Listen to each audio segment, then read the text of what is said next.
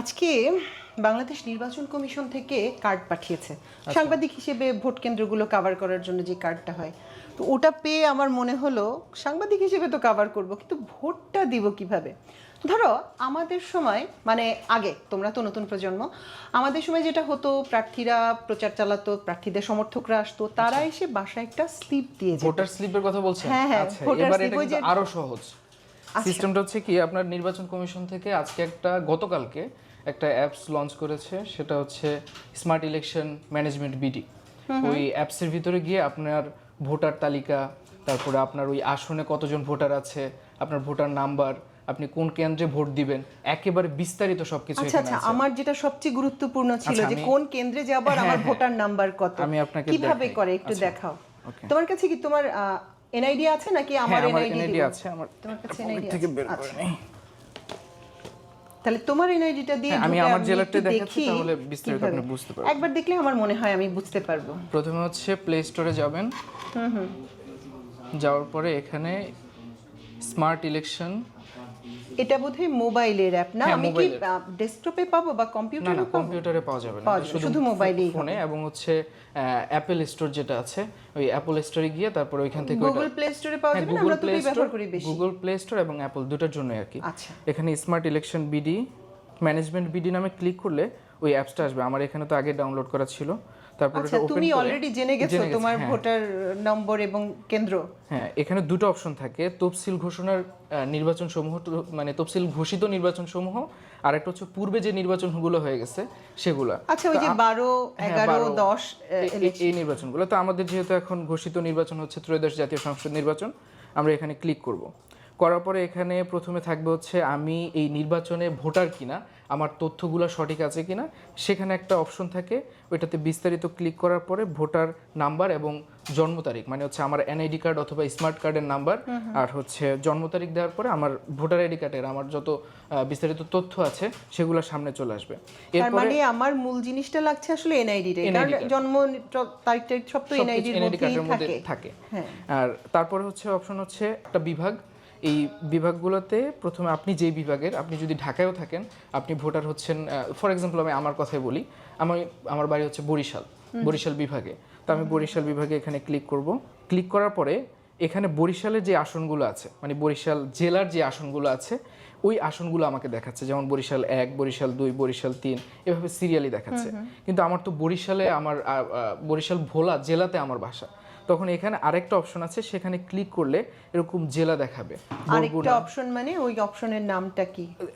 ওইখানে দেখানো থাকে যে মানে জেলা লেখা থাকে আর কি অপশনে। তারপর এটাতে ক্লিক করার পরে জেলাগুলো আসবে। তো এখন আমার বাসা তো ভোলাতে, আমি ভোলাতে ক্লিক করব।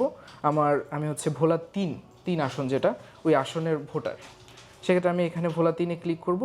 করার পরে এখানে দেখাবে আমার আসনে মোট ভোটার কতজন পুরুষ ভোটার আছেন, কতজন নারী ভোটার আছেন, তৃতীয় লিঙ্গের কতজন ভোটার আছেন, এবং ভোট কেন্দ্র কতটি আছে।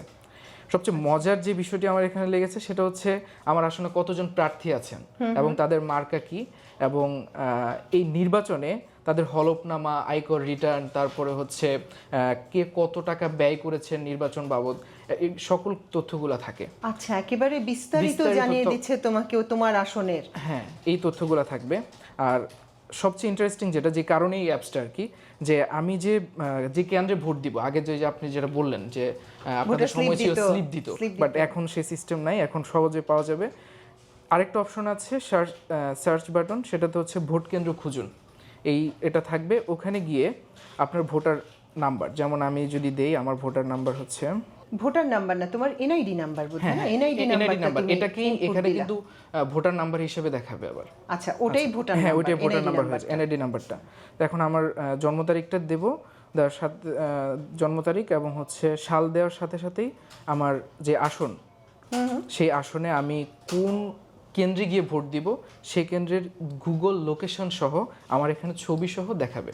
আচ্ছা আচ্ছা। এবং আরেকটা ইন্টারেস্টিং বিষয় হলো আমি কত নাম্বার রুমে গিয়ে ভোট দিব, সেটাও এখানে দেখাবে। সেটা আরও ডে বাই ডে আপডেট হবে। এবং হচ্ছে আমার কাছে যতটুকু তথ্য আছে, যে এখানে ভোটার যে নাম্বারটা আগে দেওয়া থাকতো, আগে স্লিপে যে নাম্বারটা দিত ভোটার নাম্বার এত, এই নাম্বারটা করেছে হচ্ছে যে স্মার্ট কার্ড যেটা হয়েছে, ওই স্মার্ট কার্ডের নাম্বারটাই হচ্ছে যার ভোটার নাম্বার।